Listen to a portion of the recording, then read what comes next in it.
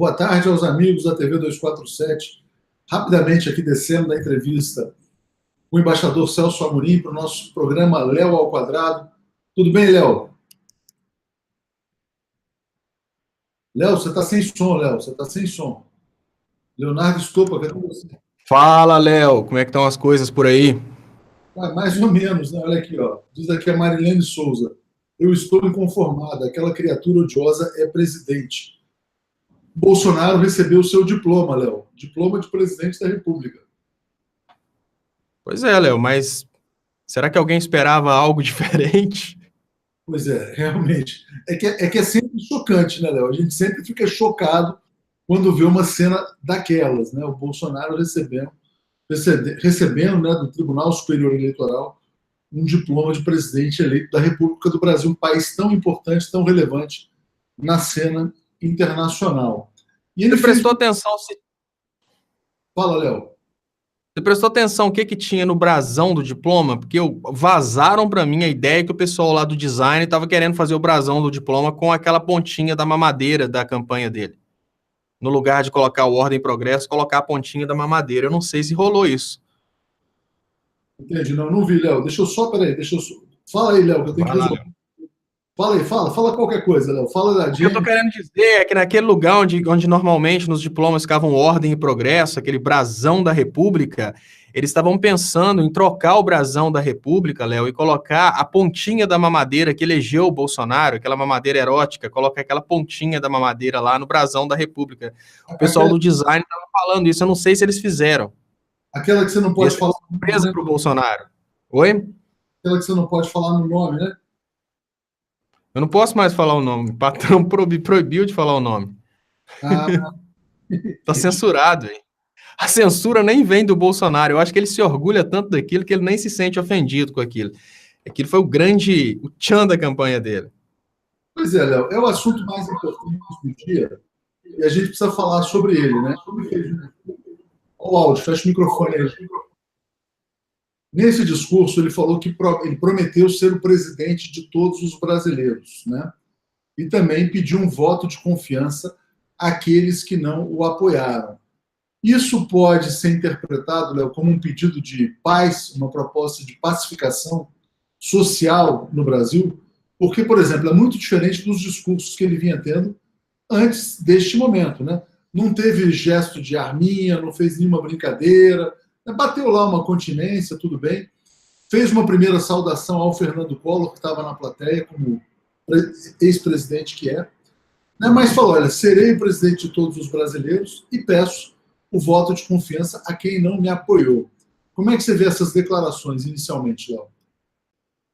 Olha, Léo, eu acho que é possível, sim. Eu não duvido que o Bolsonaro, agora eleito, ele abandone a loucura e realmente seja um presidente de todos os brasileiros. Porque se ele não for um presidente de todos os brasileiros, ele vai ter um Brasil muito conflituoso para lidar. E ele precisa do apoio do povo, que já ficou bem claro que na mídia e nas elites não funciona essa coisa de apoio, funciona a chantagem. Obviamente, esses escândalos, ele ter sido diplomado não vai livrá-lo dos escândalos. É só lembrar que o Collor caiu por causa da Fiat Elba. Então, enfim, para derrubar o Bolsonaro, lógico que esses depósitos da conta desse assessor na conta da esposa dele é uma forma da elite ter ele com a corda no pescoço, porque se você prestar atenção, é um dos escândalos, aí provavelmente as elites sabem de todos os escândalos. Eu tenho para mim aquela teoria, tá, Léo? Deixa eu só dar uma consertada no que eu tô falando para as pessoas entenderem onde eu quero chegar. Desde o início do que está acontecendo no Brasil, eu tenho aquela ideia de que, porque as empresas brasileiras de telecomunicações, as empresas de telefonia, elas são privatizadas, e para as empresas de telefonia gravar todas as comunicações é muito simples, é só marcar uma opção lá de gravar. Eu tenho para mim que todas as autoridades brasileiras são gravadas e na hora certa eles colocam alguém para vasculhar as gravações para ver se acha alguma coisa. Então eu tenho para mim que muitas coisas a respeito da família Bolsonaro estão guardadas para serem usadas na hora certa. Nesse momento, o que aconteceu? As elites expuseram a parte que praticamente coloca todos os Bolsonaros na forca. É uma espécie de, olha, nenhum sobra. né? Uma parte aí que fisgou, inclusive, a esposa dele, que não tem foro privilegiado. Então, nesse ponto, é importante lembrar que o Bolsonaro já não tem mais condição de governar para as elites, de governar para o povo sem ter conflito com as elites. Essa mensagem dessas reportagens aí a respeito do Bolsogate é uma proposta muito clara. Não confronte a reforma da Previdência, não confronte a reforma trabalhista, nem as privatizações, porque senão você cai. Só que para governar para todos os brasileiros, ele precisa bater de frente contra a reforma da Previdência, contra a reforma trabalhista. Então, a pergunta que eu me faço nesse momento é como que o Bolsonaro, que agora anda de coleira, controlada pelas elites. Então, a família não é só o Bolsonaro. A família Bolsonaro está toda encolerada pelas elites. Como que eles vão governar para todos os brasileiros, sendo que quem segura a coleira dos Bolsonaro é menos de 1% dos brasileiros. Então, aí que entra a grande dificuldade de acreditar na possibilidade dele governar para os brasileiros. Eu não duvido que ele tivesse essa intenção. E é exatamente porque ele demonstrou intenções de governar para todos os brasileiros que as chantagens já começaram. Então eu acho, com toda a sinceridade, que a corda arrebenta para o lado menos poderoso, nem vou dizer mais fraco, e eu acho que, obviamente, ele vai abrir mão de governar para o povo para governar para quem controla o poder. Que frio que ele se meteu, hein, Léo? Que roubada, né? Ele não imaginava que a coisa ia ser tão complicada, que antes mesmo da posse já iam estourar o Bolsogate, já saberiam quem é o caixa da família, né? Inclusive, o próprio Reinaldo Azevedo estava dizendo isso, que provavelmente ele é um arrecadador e pagador das despesas da família, esse Fabrício Queiroz. Já está tudo mapeado, já sabem de tudo. Todos os segredos, pelo menos os segredos financeiros da família Bolsonaro já vêm sendo revelados, né? Então, ele não tomou posse ainda, mas recebe o diploma já com esse cabresto, né? Mas, de qualquer maneira, talvez até por isso, Léo, tenha feito um discurso mais moderado, né? Bom, pode ser que nesse momento o Bolsonaro tenha percebido a importância de manter o apoio popular, porque o Bolsonaro, Léo, ele não percebeu que a única coisa que segura o governo dele é exatamente o que colocou ele no poder, ou seja, o povo, não são as elites. Eu volto a dizer, Bolsonaro não é o escolhido das elites. O escolhido das elites era o Alckmin. Quem mais se aproxima do Alckmin hoje é o Mourão. O Bolsonaro foi o escolhido para evitar que o PT chegasse ao poder, ou seja, o Bolsonaro foi o escolhido para evitar que as camadas populares chegassem ao poder, e não porque ele foi escolhido das elites. Na última hora, as elites falaram, ou ele ou o Haddad, vamos de fascismo mesmo. Nesse caso, como o Bolsonaro é exatamente aquilo que humilha as elites, olha, a campanha do PSDB foi uma campanha para despertar ódio nos juízes, ódio nos promotores e procuradores, aquele ódio do tipo, como assim aquele analfabeto chegou à presidência da República? Como assim esses políticos sem estudos têm mais dinheiro do que eu? Esse ódio que eles conseguiram despertar nas elites brasileiras, ele era obviamente minimizado com a eleição do Alckmin, mas ele não acaba com a eleição do Bolsonaro. Hoje, as elites brasileiras estão satisfeitas por terem tirado o PT do poder, ou seja, eles conseguiram tirar do poder aquelas pessoas que olhavam para os pobres e que incentivavam, entre aspas, uma vagabundagem através do Bolsa Família. Mas eles ainda continuam com uma pulga atrás da orelha, porque quem chegou ao poder não foi uma pessoa que fez uma faculdade, uma universidade de 5 anos, não foi uma pessoa que tem um diploma importante, foi um outro ser humano subestudado, escolhido pelas massas. Então, ou seja, as elites não conseguem se ver vitoriosas com a eleição do Bolsonaro, o que é muito diferente se eles conseguirem chutar o Bolsonaro e colocar o Mourão. Então, se o Bolsonaro perceber que ele ainda que eleito pelas elites, ele está dentro daqueles atacados pela propaganda do Aécio Neves, exatamente a propaganda e estratégia do Aécio, de falar com juízes, promotores e empresários que esses analfabetos não merecem estar no poder, se o Bolsonaro perceber que ele se enquadra dentro dos analfabetos que as elites não querem, o Bolsonaro se volta para proteger a população. Aí ele consegue até aumentar a popularidade dele. Mas ele tem que fazer isso de uma forma muito estratégica, muito rápida, porque é o seguinte, se ele fecha com as elites, ele perde a popularidade de uma vez só. Se ele fecha com o povo, ele perde as elites de uma vez só. Ele tentou agradar os dois senhores, não tem jeito, e agora ele tem que definir muito rápido, ele tem que tomar atitudes numa velocidade muito grande para ele conseguir segurar ou a popularidade, ou então desistir de vez e fazer as medidas impopulares e cortarem logo a cabeça dele para colocar o Mourão. Eu estou reparando num detalhe importante, que você retomou a camisa xadrez, hein? Fazia tempo que você estava sem a camisa xadrez. E eu vou querer aqui, ó, trazer um comentário do Paulo Falcão, falando em intervenção psiquiátrica para os bolsominions e direitopatas já. O que aconteceu com os bolsominions, Léo, desde que eclodiu o Bolsogate? Eles estão aparecendo nas lives, eles estão oprimindo, eles desapareceram na internet. O que aconteceu com os minions? Léo, eu posso dizer, imagino que caiu para 5%. Ainda existem os psicopatas, não aqueles que mostram a cara, tá?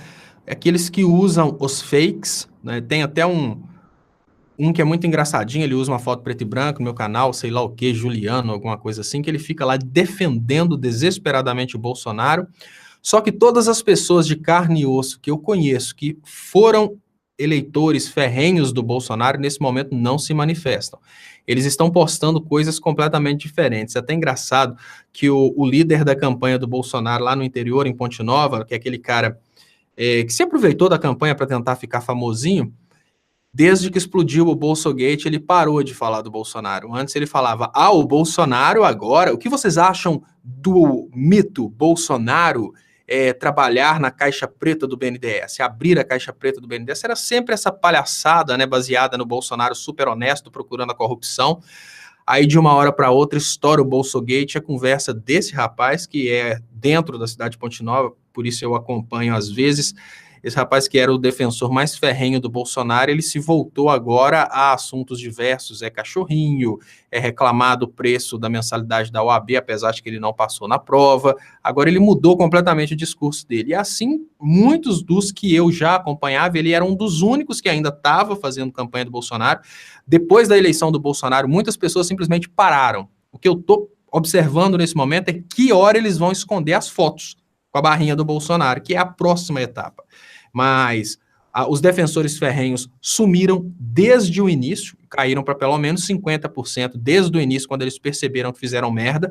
Os que sobraram praticamente desapareceram, já estão mudando de assunto, e ainda existem alguns memes que estão lá naquela coisa de que, olha, mas o dinheiro da Dona Marisa eram 13 milhões, do Bolsonaro é só 11. Agora eles já estão naquela de relativizar a corrupção, desde que seja menor do que o dinheiro do PT. Então, estamos numa situação em que a gente pode dizer que o Bolsonaro já não tem mais 10% da popularidade que tinha. Você sabe que cancelaram, inclusive, a excursão, né? Algumas excursões para Posse do Mito estão sendo canceladas, né, Léo? Tem isso. Eu achei muito vazia também a cerimônia de diplomação. Muito esvaziada. Não, as excursões. E tinha a galera, os grupos, né, que se formaram ao longo desse tempo, e são grupos muito convenientes. Não pensem vocês que são grupos ideológicos, são grupos convenientes. Várias pessoas viram no Bolsonaro uma possibilidade de promoção, pessoal. Então, esse rapaz em Ponte Nova, que eu conheço muito bem, ele viu no Bolsonaro uma possibilidade dele ficar famosinho. Ali ele tirava foto na frente dos outdoors do Bolsonaro, tirava foto com a camisa do Bolsonaro. Isso era uma via de mão dupla. Ele estava promovendo o Bolsonaro, mas, de certa forma, as páginas do Bolsonaro ao redor do Brasil, de vez em quando, compartilhavam alguma coisa deles, eles conseguiam se promover. Nesse momento, se associar ao Bolsonaro não é a mesma coisa que se associar ao Bolsonaro há 4 meses atrás, quando existia aquele discurso contra a corrupção.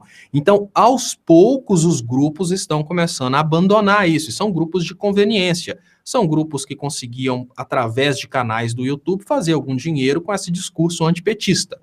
Isso dava muita visualização. São grupos que conseguiram eleger deputados estaduais, deputados federais.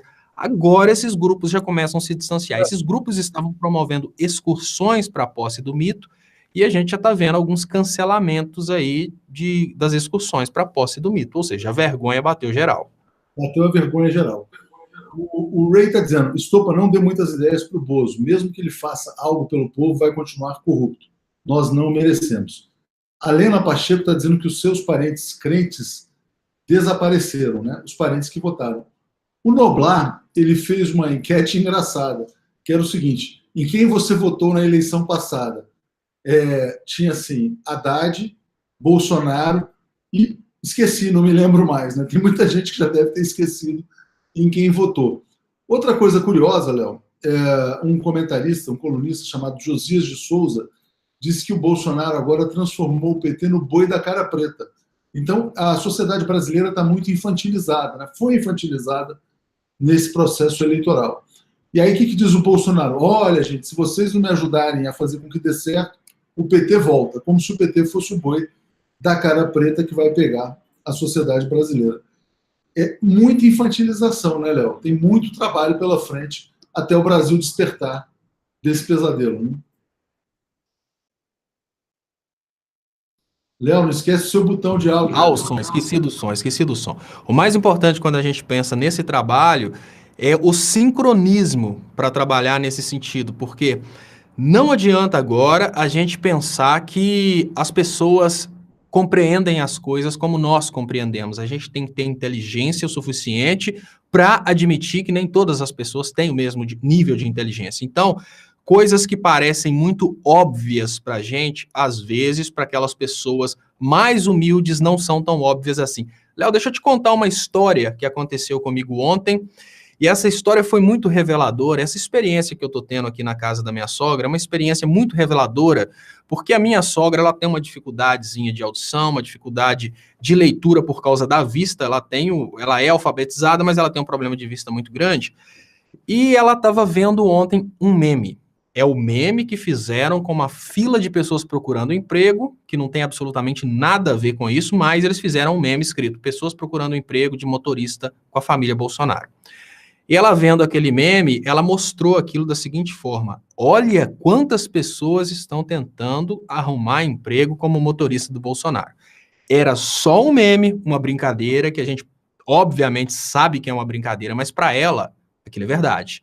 Aí eu lembrei de quando a minha sogra, que sempre foi muito admiradora do Lula, muito admiradora da Dilma, virou pra gente, a gente estava na Inglaterra, ela virou pra gente pro WhatsApp e falou que a Dilma tinha decepcionado ela muito.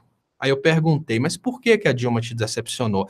Ela mostrou um meme que tinha a Dilma associada a uma frase desrespeitando Deus. Por que eu estou falando sobre essas coisas? Nós precisamos ter inteligência o suficiente para comunicar com as pessoas que têm um pequeno nível de compreensão. A gente não pode olhar para um meme que mostra uma Ferrari de ouro com o Lulinha e pensar: ninguém acreditaria nisso. As pessoas acreditam. Aquele meme que tem o Lulinha e um jato que custa milhões de reais enganou muita gente. E é dessa forma que eles conseguiram vencer as eleições. O meme da mamadeira, as cartilhas do kit gay, algumas propostas que pareciam absurdas para qualquer pessoa sensata, mas a campanha do Bolsonaro estava fazendo isso de forma indireta, porque tudo bem, o Bolsonaro não chegava na televisão para falar que ia acabar com o IPVA, mas o pessoal da base dele estava distribuindo isso. Então, o que é muito importante nesse momento? Admitir que o eleitor se convence até por um meme mostrando um foguete espacial falando: é do Lulinha. Um meme mostrando Marte com a seguinte frase: Lulinha compra Marte na mão da NASA. Parece absurdo pra gente, mas muita gente acreditaria se visse um meme desse. Então, precisamos trabalhar nas bases, na solidificação do conhecimento das pessoas, porque senão essas pessoas continuarão vulneráveis e não adianta fazer nada. Uma simples palavra de um... A gente vai fazer todo um trabalho de edificação de conhecimento durante 4 anos. Nas próximas eleições, o que vai vencer as eleições são as negociações entre pastores e os grupos mais poderosos. Ou seja, o nosso trabalho não vai ter valor nenhum se a gente não tirar as pessoas da alienação. Aquelas pessoas vão ser, no final das contas, negociadas por um grande pastor, dono de um grande grupo de igrejas. Léo, deixa eu passar para você como 2 grandes portais noticiaram essa questão do Bolsonaro, né? Da diplomação. O G1, que é o portal da Globo, fez assim: olha, Bolsonaro é diplomado e promete governar para todos. A colunista do G1, que é a Júlia Dualib, fez também uma leitura meio na linha da pacificação, dizendo que o presidente eleito fez discurso de unidade, que é mais ou menos a mesma linha que a gente colocou ali, que está dizendo que vai governar para todo mundo e tal. O UOL, do Grupo Folha, fez uma outra leitura. Está aqui, ó, diplomado, Bolsonaro exalta poder popular sem intermediação. Ele mandou um recado, ele falou, olha, que essa eleição mostrou, né, o fim dos intermediadores. Eu acho que foi um recado para os meios de comunicação. Por quê? Ele até falou que na era das redes sociais, alguma coisa desse tipo, que ele conseguiu chegar ao poder se comunicando diretamente com as pessoas. Tem duas maneiras de interpretar. Uma de que ele vai ignorar os meios de comunicação como mediadores, vamos dizer assim, do diálogo com a sociedade, e outra de que ele vai passar por cima do Congresso Nacional. Como é que você vê essa leitura do UOL, que pertence à Folha, e essa preocupação, vamos dizer assim, com o Bolsonaro está prometendo uma democracia direta? Léo? Olha, Léo, eu vejo nesse momento um Bolsonaro. O que eu consigo perceber nesse momento é que várias pessoas estão tentando fazer diferentes leituras do Bolsonaro. Obviamente, o que o UOL tenta alertar é de um Bolsonaro que não aceitaria, por exemplo, ser contrariado no Congresso. Eu acho que o UOL está querendo falar a respeito disso. Mas o que eu consigo perceber nesse momento é um Bolsonaro que vai se curvar à imprensa. Você pode perceber isso na feição de medo dele, na hora que ele percebeu o poder da imprensa. O Bolsonaro, que não conseguia entender o poder da imprensa e nem conseguia entender por que as pessoas não conseguiam achar nada contra ele, porque, Léo, na situação anterior, o Bolsonaro era oposição. Como oposição, ele era bem-vindo pela imprensa. Mas o Bolsonaro, ele é muito inocente, ele não sabe o valor de uma informação. Obviamente, a grande imprensa, os grandes chantagistas, eles não usariam nada contra o Bolsonaro enquanto o Bolsonaro não representasse alguma coisa. O Bolsonaro achava que os casos relacionados a ele e a família dele não eram descobertos porque ele era o criminoso perfeito, talvez. Não. Os inteligentes sabem usar a chantagem na hora que ela faz diferença. Se a Globo tentasse chantagear o Bolsonaro há 6 meses atrás, a Globo ia estar chantageando um parlamentar com salário mísero perto do que ele tem para oferecer agora, que são, obviamente, o que é o orçamento público, vamos pensar dessa forma. Então, o Bolsonaro se via como uma pessoa intocável. O Bolsonaro achava mesmo que a inteligência das elites só conseguia descobrir coisas contra o PT. Nesse momento, o Bolsonaro percebe que a mesma inteligência que conseguiu espionar o PT durante muito tempo tem tudo a respeito dele. Ele não sabia disso. Vamos cair na real. O Bolsonaro sabe de tudo errado que ele fez. A única coisa que ele não sabia a respeito de tudo errado que ele fez é que alguém mais, além dele, sabe das coisas erradas que ele fez, e agora ele começa a perceber que essas informações estão sendo aí guardadas como dossiê há muito tempo, o que significa que toda a vida pregressa do Bolsonaro está à disposição das elites. Então, o que eu consigo perceber nesse momento é um Bolsonaro que não vai, sob hipótese alguma, desafiar as elites e tentar o risco de cair. Porque nesse momento, a gente não está falando da probabilidade do impeachment. Eles conseguiram colocar a coleira na mulher do Bolsonaro. A gente está falando numa elite que pode mandar a mulher do Bolsonaro para a cadeia. A gente está falando de uma elite que pode tirar o Flávio Bolsonaro da política e, obviamente, conseguir o impeachment do próprio Bolsonaro. Então, o jogo está muito pesado. E eu acho que esse jogo tende para as elites. Então, o que eu consigo ver nesse primeiro momento é um Bolsonaro que vai falar exatamente o que a elite mandar. Como agora a imprensa já tem o Bolsonaro na coleira, já não tem mais essa necessidade do Bolsonaro bater de frente com a imprensa. A imprensa já mostrou que tem mais poder. É mais ou menos assim. Até alguns dias atrás, o Bolsonaro estava bancando o Trump, chantageando a imprensa. De uma hora para outra, nessa guerrinha, a imprensa abre o galpão e mostra vários mísseis nucleares e fala: aqui não dá, companheiro. Ou você aceita as nossas regras, ou você rapa fora. Então agora a gente tem um Bolsonaro disposto a governar para as elites. Quem que seria, então, objeto de não intermediário nesse caso? É uma esquerda que tentaria fazer uma oposição no Congresso. Porque quando a gente pensa na imprensa, É só se for uma imprensa de oposição que não esteja ganhando com essa brincadeira. A gente já sabe que a Globo já mostrou poder de fogo, a Globo foi muito estratégica, a Globo mostrou, olha, veja o que a gente é capaz de fazer. Conteve o caso muito bem explorado na Globo News, porque o público da Globo News é um público que não preocupa com a corrupção, que é o Bolsonaro eleito tão somente para o Bolsonaro representar uma perseguição contra os mais pobres, mas ainda não explorou o caso dentro da rede aberta. Se a Globo começar a explorar esse caso na Globo aberta, o Bolsonaro cai, simples assim. Então o Bolsonaro tem essas opções. Ou ele aceita as regras da elite, ou ele cai. E o cair do Bolsonaro não é o impeachment da Dilma, com pedaladas fiscais criadas. O cair do Bolsonaro é um crime que, com toda sinceridade, não é uma delação que falou de um crime. É um crime que apareceu sem precisar da delação. Ou seja, mostraram um corpo e agora estão procurando um assassino. O Bolsonaro não vai correr esse risco. É a esposa dele na cadeia, é ele fora da política, é o filho dele fora da política, provavelmente passeando na tão temida papuda. Então vamos cair na real. A gente tem no poder hoje um governo que pode até ter tentado mudar um pouco de lado e falar: fui eleito para governar para as elites, agora vou dar o bote e vou governar para o povo. Agora ele vira um novo Temer, porque ele não pode nem pular fora mais. Agora ele está amarrado por 4 anos. Da mesma forma que a minha opinião é que se o Temer pudesse, ele teria pulado fora, a minha opinião que eu tenho nesse momento é que se o Bolsonaro pudesse, ele pulava fora.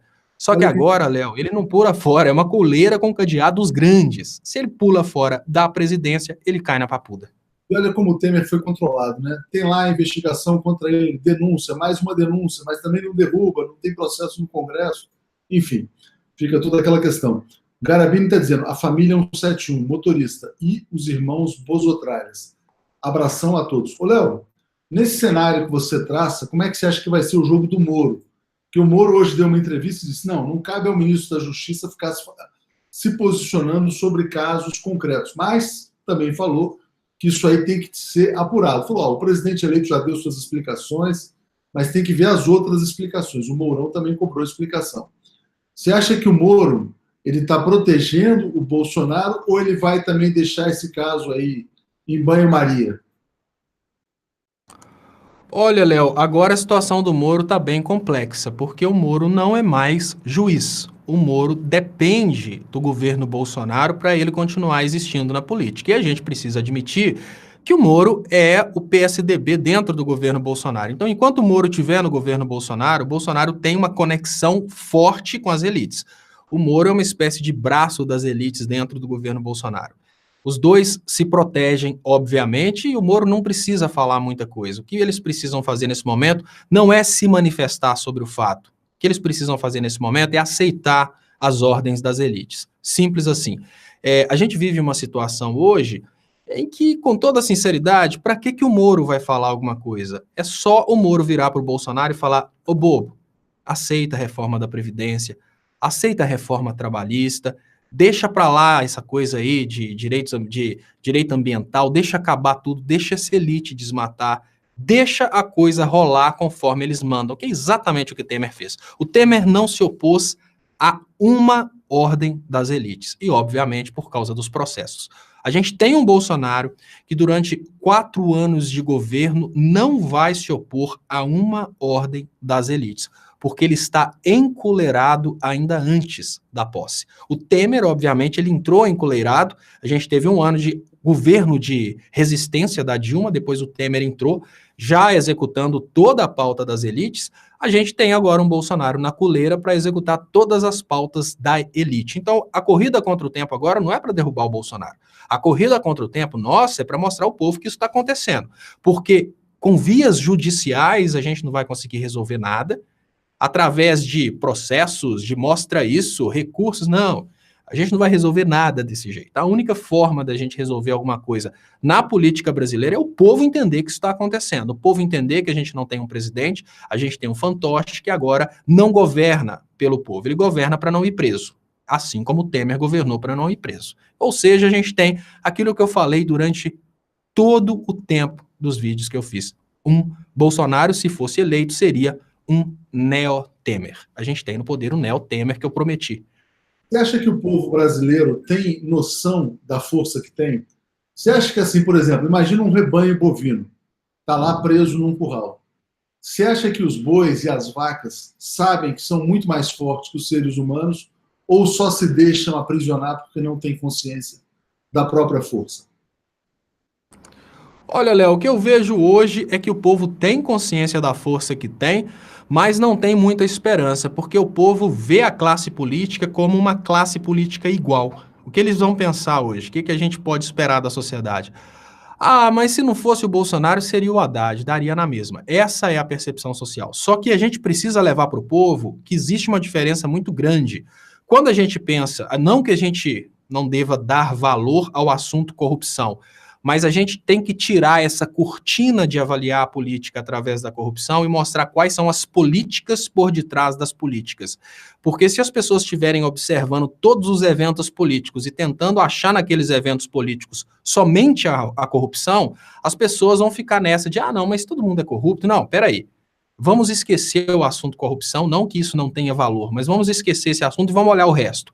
Quando a gente olha o resto, esquece o assunto corrupção, o governo de esquerda que a gente tinha era um governo que estava gerando emprego, Brasil soberano, corria atrás de um Brasil desenvolvido, vendendo para o resto do mundo. Esse governo que também já se mostrou corrupto é o contrário, o Brasil escravo. Eu fiz essa pergunta para fazer para mudar um pouco de assunto e falar do tema internacional. O Macron, na França, acaba de fazer um anúncio importante. Né? Ele está muito pressionado pelo povo. Você está dizendo que aqui no Brasil existe um presidente eleito que já foi sequestrado pelas elites, que já colocaram a coleira no presidente eleito. Bom, o Macron já era um presidente dos banqueiros na França, das elites também. Bom, o povo foi para as ruas na França, o Macron acaba de anunciar que vai aumentar o salário mínimo em 100 euros na França. 100 euros faz diferença na Europa, não é bobeira, né? Então, 100 euros são 400, 500 reais a mais de salário mínimo, que é dinheiro em qualquer lugar do mundo, né? Ou seja, o povo mostrou sua força e o governo neoliberal cedeu, né? Aqui você está dizendo que existe um presidente eleito sequestrado pela elite. Será que o povo brasileiro vai tomar consciência da sua própria força? Aí entra um problema sério que nós temos no Brasil, que é o que eu estava falando, que é um problema que nós precisamos combater antes. O brasileiro não acha que na luta contra esse governo eleito, ele estaria lutando contra uma elite no poder. O governo brasileiro, que foi eleito por uma revolta contra o PT, pela mamadeira e pelo kit gay, é um governo que agora governa para as elites. Então, se as pessoas saem às ruas nesse momento para lutar contra esse governo, as pessoas vão lutar contra uma elite que já conseguiu encolerar o governo eleito. Esse aqui é o detalhe. Porém, a percepção social que se tem é, se eu for para as ruas para lutar contra a eleição do Bolsonaro, eu estarei indo para as ruas para lutar a favor do PT. Isso foi construído pelo marketing liberal exatamente para desmotivar as pessoas. Léo, eles conseguiram fazer de uma forma tão perfeita que qualquer crítica contra o Bolsonaro era interpretada como petismo. Então a pessoa às vezes tinha aversão ao Bolsonaro, mas era extremamente liberal, tinha aversão ao Bolsonaro por imaginar o Bolsonaro uma pessoa incapaz de sentar na presidência da República, mas queria um Amoedo, ou seja, queria um liberalismo de uma pessoa que se mostrou mais eficiente com o liberalismo.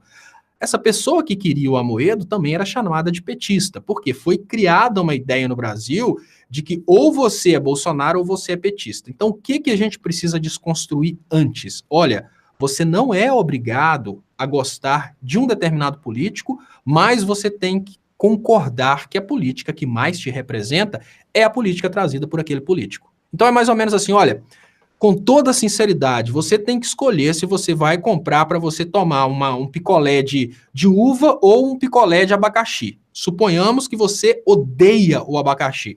Ah, não, mas você vai comprar o picolé que você odeia porque a pessoa que vende o picolé de uva é uma pessoa que você não gosta. Você está deixando de gostar de você nesse sentido. Você está deixando de adquirir uma coisa para o seu bem. A política que mais faz bem ao desenvolvimento nacional é a política desenvolvimentista, progressista, de esquerda. Mas, não, mas o PT tem triplex. É por isso, então, que você vai votar na política que vai destruir o Brasil. É essa consciência que a gente tem que levar para as pessoas. Léo, o Irlan Iglesias está dizendo que a burguesia francesa vai detestar esse aumento no salário mínimo, concordo com ele.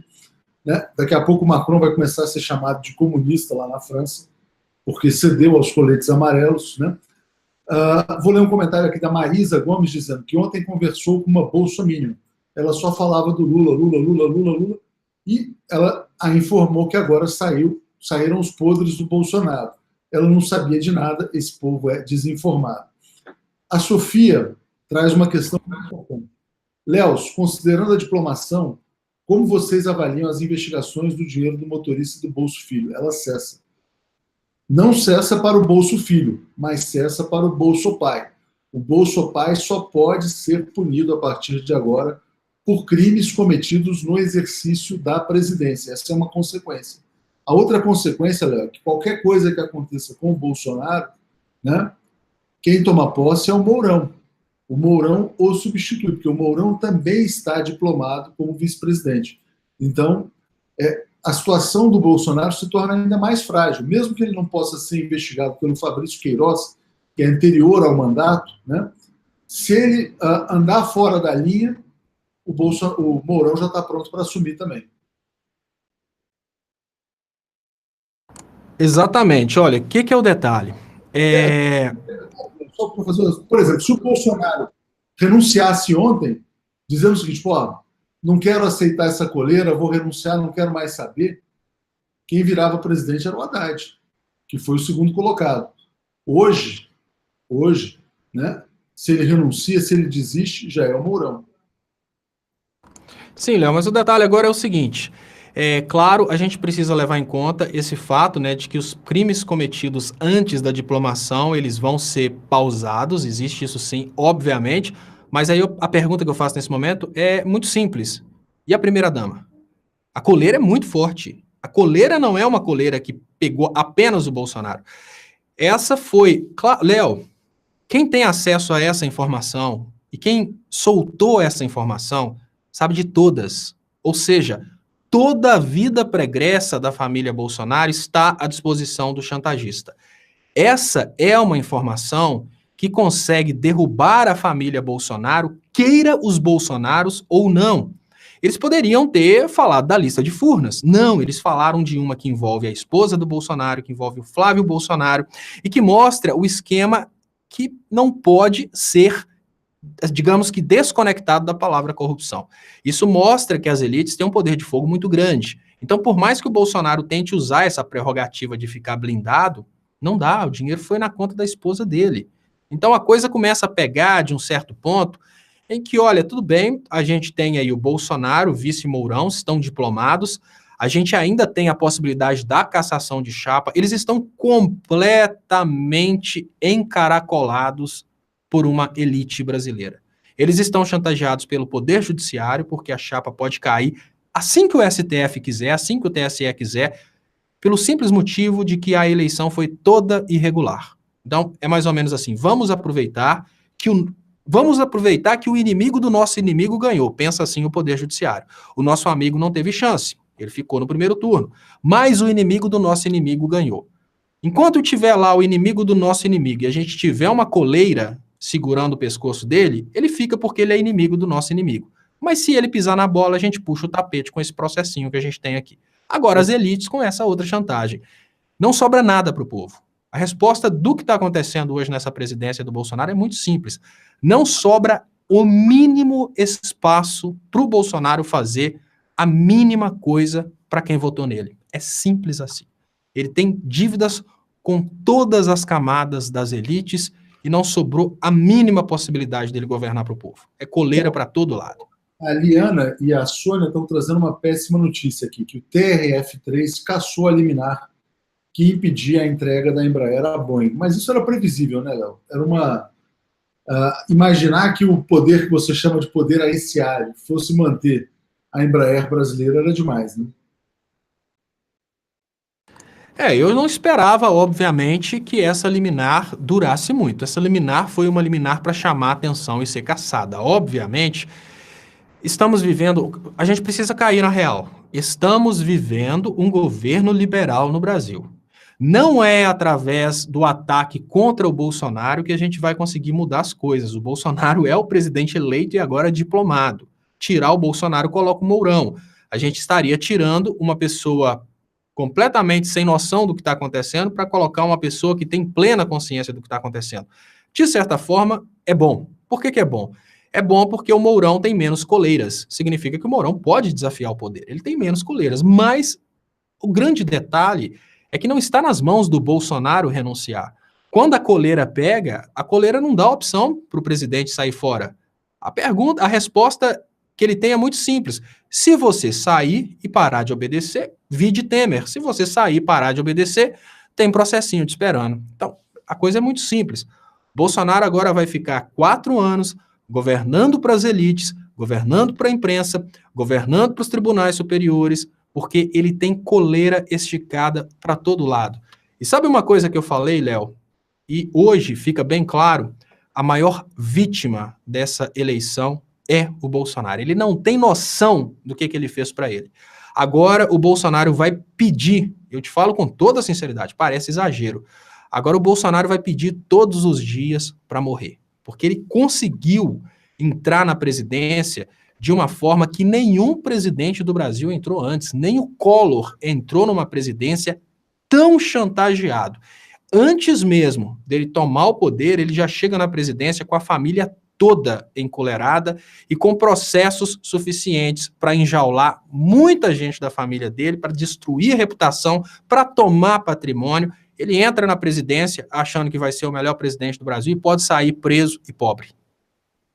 Léo, o Ray disse o seguinte, concorda com Estopa. Se Bozo e família ficassem fora desse imbróglio, poderiam continuar roubando por mais tempo. São burros mesmo, diz aqui o Ray Lula Rousseff. Obrigado pelo superchat aqui. Ô, Léo, já tem aqui muita gente falando pede para sair, que já deveria estar pedindo para sair, em função de todas as pressões que ele vai sofrer. Você falou, Léo, essa questão de pedindo para morrer, eu acho que ninguém pede para morrer, né? As pessoas, em geral, apreciam a vida, principalmente agora, o Bolsonaro, que chegou à presidência da República. Mas sabe que uma coisa interessante? A aparência dele não estava muito boa.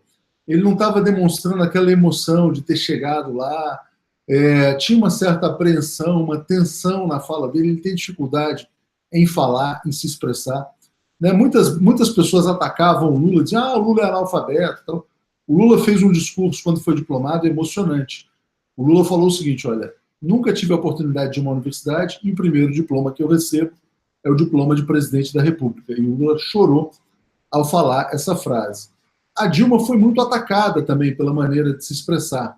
Né? Você mesmo já falou várias vezes como ela era... As pessoas, essa coisa de não sei o que de vento, estocador de vento, aquela coisa toda. O Bolsonaro se expressa muito mal. Ele come as sílabas, come as palavras e tal. Muita tensão, né?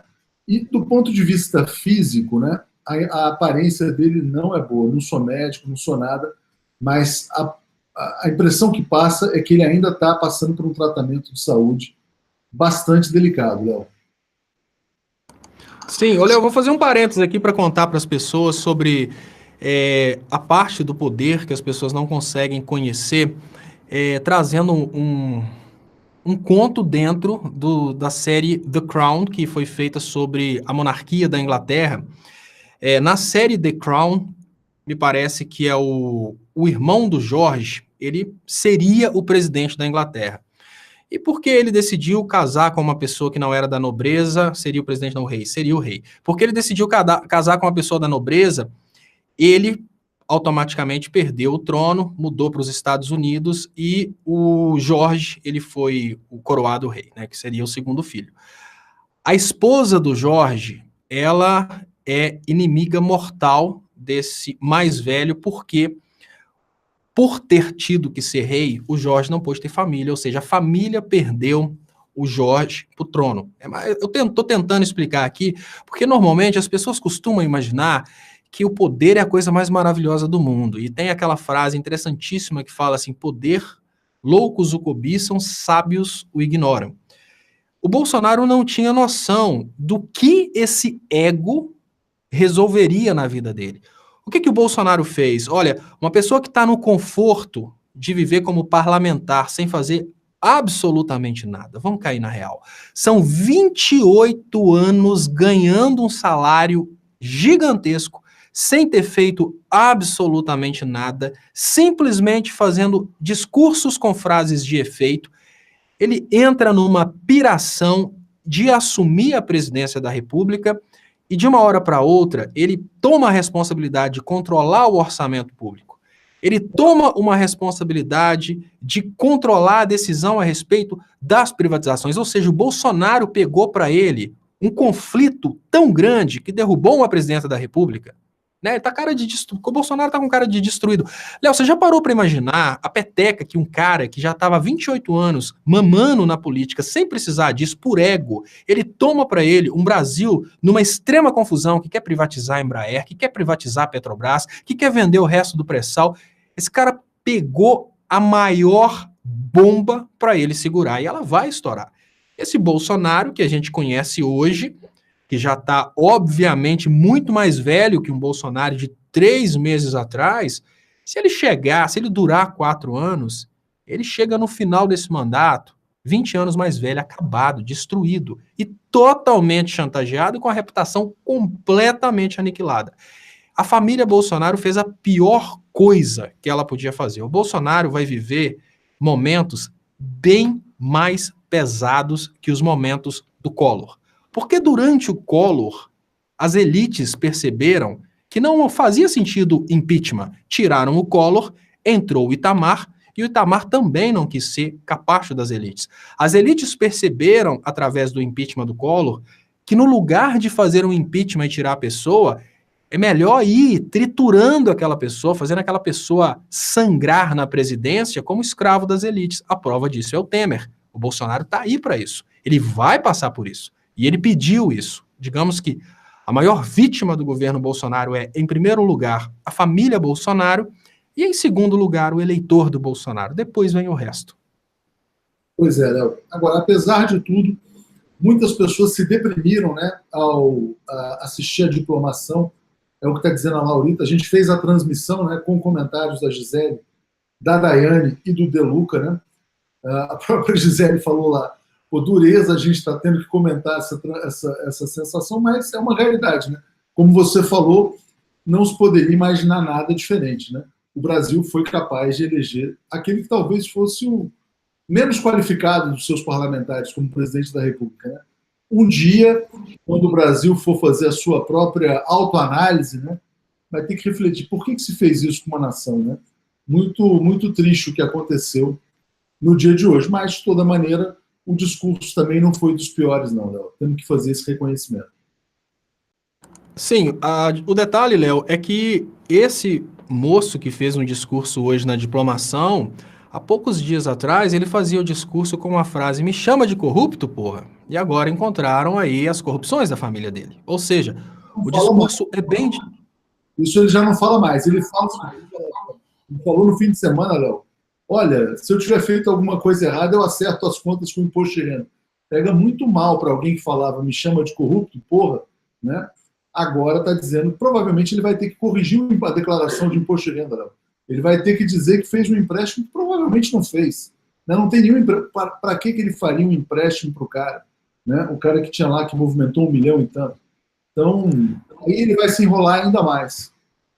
E as instituições vão só caindo, né, Léo? Que, olha, o mesmo Ministério Público que cria teses fortíssimas quando é acusando Lula, ele vai cair nessa história de empréstimo. Essas coisas começam a destruir as instituições no Brasil. A gente vê claramente que existe uma extrema parcialidade. Qual que é a oportunidade? Em todo evento político existem as ameaças e existem as oportunidades. A oportunidade é que agora fica muito fácil conversar com as massas e explicar o que está acontecendo. A oportunidade é isso. A oportunidade de um Bolsonaro que vai assumir já totalmente encolerado é mostrar o que pode acontecer quando as massas se revoltam com os antigos políticos e acham que vão limpar bosta com merda. Não dá. E aí a gente tem, por exemplo, uma situação que eu nem vou falar da honestidade, mas onde estou aqui, não tive ainda a experiência do Zema como político, ele pode ser o melhor político da história do Brasil, mas o professorado mineiro, revoltado com o Pimentel, queria mostrar para o Pimentel, fazer uma lição contra o Pimentel e elegeu um governador liberal que já prometeu privatizar tudo, ou seja, funcionário público mineiro revoltado com o Pimentel elegeu um governador que prometeu acabar com o funcionalismo público. Miraram na Anastasia para vingar do Pimentel e acertar o Zema. Então, o povo é o que perde. O povo agora começa a perceber. O Haddad está passeando lá no exterior, fazendo política, E o povo aqui está começando a perceber que a eleição do Bolsonaro não vingou do Haddad. Pode fazer com que os próprios familiares passem fome. A Paloma está dizendo que ficou muito triste com a diplomação desta aberração chamada Bolsonaro. E a Jana está dizendo que ficou com mais nojo da Rosa do Fachin e do Barroso. Já que você mencionou as instituições, né, é muito interessante. Aliás, a Rosa Weber está sendo muito comentada hoje nas redes sociais, criticada, né, pelos bolsonaristas por ter feito um discurso em defesa dos direitos humanos. Né? E os bolsonaristas não gostam muito de direitos humanos. Mas não é revoltante, Léo, falar em direitos humanos quando o ex-presidente Lula teve todos os seus direitos humanos negados, quando o Brasil também ignorou a recomendação do Comitê de Direitos Humanos da ONU, justamente para produzir esse resultado eleitoral que a gente está vendo as consequências hoje? O Brasil não é um país que tem muitas condições de falar de direitos humanos, né? Obviamente, essa retórica dentro do Brasil é a mesma coisa de falar em honestidade com a família Bolsonaro. O Brasil está para direitos humanos, assim como a família Bolsonaro está para honestidade. É só lenga-lenga. A gente não pode falar em respeito a direitos humanos no Brasil. Mas o detalhe é o seguinte: dentro da sociedade brasileira existe uma quantidade muito grande de pessoas que acham que a exclusividade dos direitos humanos está em proteger vagabundo. Ou seja, todos os problemas... Como é que são as coisas, né? Isso é um ensinamento que tem mais de 3 anos. Esse ensinamento de que todos os problemas podem ser solucionados se você atacar o maior de todos os problemas, que é a ignorância, ele foi trazido por Sócrates e até hoje esse problema continua sendo ignorado. Se você prestar atenção, tudo que a gente está vivendo hoje no Brasil tem o nascimento, todos os problemas que a gente está vivendo hoje no Brasil nasceram da ignorância. Então, é um povo ignorante que acha que direitos humanos resumem-se a tratar de vagabundo, é um povo ignorante que acha que você pode simplesmente doar dinheiro para países comunistas. É um povo ignorante que acha que tem que votar contra um determinado candidato porque acreditou numa história de uma mamadeira.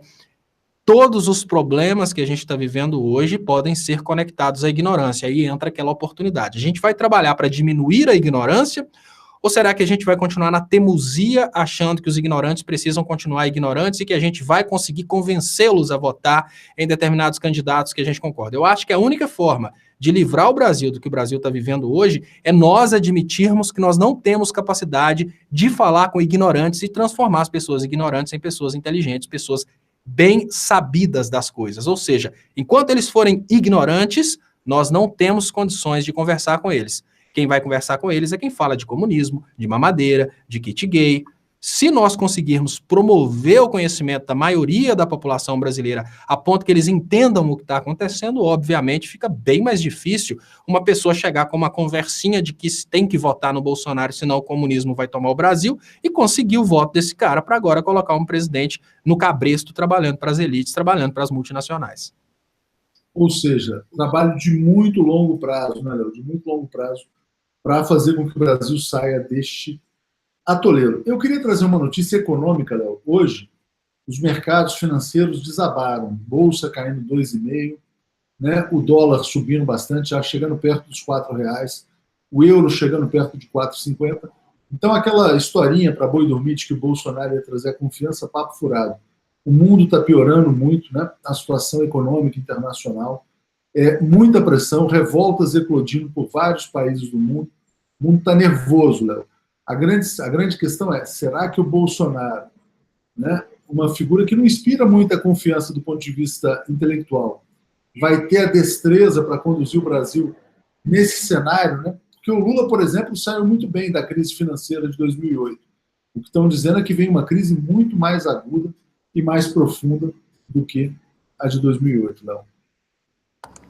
A primeira coisa, Léo, é o seguinte: o Bolsonaro não tem a intenção de conduzir o Brasil para fora da crise. A primeira coisa que as pessoas precisam entender é o que interessa àqueles países que promoveram a crise no Brasil. O que interessa aos países que querem um Brasil produzindo dentro do solo nacional, mas para ser consumido fora. Ou seja, o que interessam aqueles países que querem substituir o México colônia por um Brasil colônia. Quanto maior o nível de desemprego, maior a disponibilidade de funcionários, automaticamente menor serão os salários. Então, o que o Brasil vai viver nesse momento é um processo aí de manter o desemprego alto para forçar uma baixa nos salários e, com isso, desenvolver empresas dentro do Brasil para incentivar o consumo fora do Brasil. E isso é uma coisa que é praticada pelo primeiro mundo de uma forma muito ampla. Por exemplo, Bangladesh, que é um lugar que eu costumo falar. O Brasil passou pelo processo de nigerização do seu petróleo e agora o Brasil vai passar por um processo de bangladeshização do seu povo, que é produzir no Brasil, mas não para o brasileiro consumir, produzir no Brasil para usar fora. Para produzir no Brasil para usar fora, ou seja, nesse processo aí de bangladeshização ou mexicanização do Brasil, quanto maior o nível de desemprego, maior a lucratividade das empresas que vão investir no Brasil. Então, não é do interesse do Bolsonaro diminuir o desemprego, não é do interesse do Bolsonaro resolver o problema da crise, isso não é do interesse dele, e não é interesse do Bolsonaro também resolver o problema das relações internacionais abaixando o dólar. Isso não. Seria se o Bolsonaro não tivesse agora nesse cabresto. Agora não. Agora o Bolsonaro já não tem mais condições de representar a população. O Bolsonaro agora tem uma obrigação de fugir da cadeia, uma obrigação de tirar a mulher da cadeia, uma obrigação de proteger o filho dele. Então, nessa situação, ele já não mais governa conforme as próprias convicções, que eu nem sei se existiam, mas agora ele governa realmente ditado pelas elites. Volto a dizer, um neo-Temer, a continuidade do governo Temer. Pois é, Léo, pois é, mas vamos ver como é que as coisas evoluem. A gente está aqui batendo já a nossa hora de programação, daqui a pouco vai ter o Boa Noite, né? E eu vou te pedir para fazer, então, um comentário final, né, sobre esse discurso de hoje, os próximos dias. Se você enxerga, por exemplo, o Bolsonaro, como você já falou, né, encolerado, encabrestado, mas e o Mourão? Como é que você vai vendo? Como é que você imagina os próximos movimentos do Mourão? Esse eu acho que é um ponto importante para você colocar, uma vez que o Mourão também já está diplomado. Olha, eu vou falar com toda sinceridade. Nós estamos vivendo uma situação que nós temos Mourão, um liberal, um general, mas não encabrestado. E nós temos um Bolsonaro que já não é mais o Bolsonaro, um Bolsonaro amedrontado, um Bolsonaro com semblante caído, um Bolsonaro com a esposa na porta da cadeia, com o filho num risco muito grande aí de ser processado, ou seja, um Bolsonaro que tem que servir ao mesmo tempo os tribunais superiores, as elites financeiras, esses órgãos investigadores, um Bolsonaro que dificilmente teria condição de atender o povo. De outro lado, a gente tem o Mourão, que obviamente é a representação de uma soberba e um orgulho de uma pessoa que certamente gostaria de fazer muito bem feito, para falar que fez. Eu acho que nesse momento o brasileiro devia chorar para substituir Bolsonaro por Mourão. Notícia importante, Léo. Hoje é o Dia Mundial dos Direitos Humanos, né? Hoje o Lula foi homenageado em Madrid, né? O relator também da ONU criticou a proibição às entrevistas do Lula, mas no Dia dos Direitos Humanos, em que o Brasil tem um preso político há 8 meses, que é o Lula, a juíza Carolina Lebos, lá do Paraná, acaba de negar a visita da Comissão de Direitos Humanos do Senado ao ex-presidente Lula, ou seja, juíza paranaense pisoteando os direitos do presidente Lula, mais uma vez num dia emblemático, Léo. A juíza Carolina Lebos, que certamente vem como senadora, alguma coisa assim, fazendo bastante política, e surfando nas ondas de um populismo em cima da perseguição do PT. Se a gente não destruir o populismo em cima da destruição do PT, a gente não vai destruir o incentivo para essas pessoas trabalharem dessa forma. Com toda sinceridade, qual o incentivo que a Carolina tem para trabalhar contra o PT? Palestras, televisão, né? Porque nesse momento os canais de esquerda criticam a atitude dela e os canais de direita colocam coisas do tipo: a superjuíza acabou com digamos que a felicidade do Lula, superjuíza coloca Lula no seu lugar. Então, nessa brincadeirinha, é só a conscientização social sobre o que está acontecendo que muda isso. Se a gente não mudar a percepção social a respeito dos fatos, a gente não muda o resultado dos fatos. Isso é certo. Léo, então vamos ficando por aqui. Daqui a pouco, boa noite, vamos falar muito sobre o Lula, obviamente, sobre a diplomação do Bolsonaro também, né?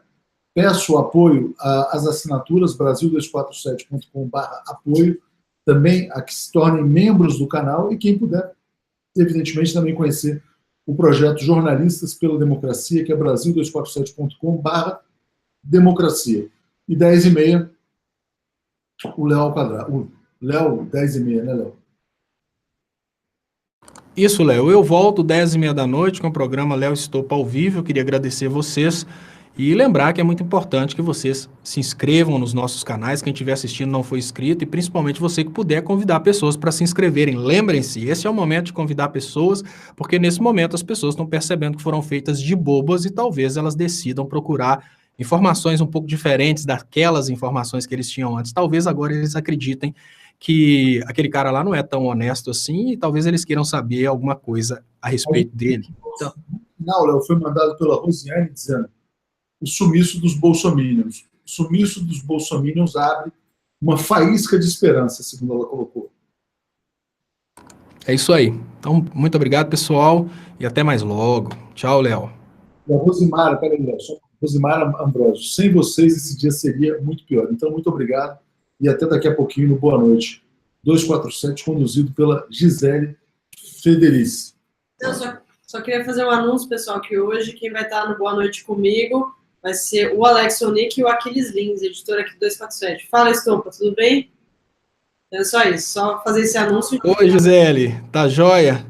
Boa noite, boa tarde e um bom boa noite 247. Então, pessoal, não esquecendo que daqui a pouco, boa noite 247. Valeu. Gostou de fazer o Boa Noite com a Gisele ontem? Foi legal você, Gisele?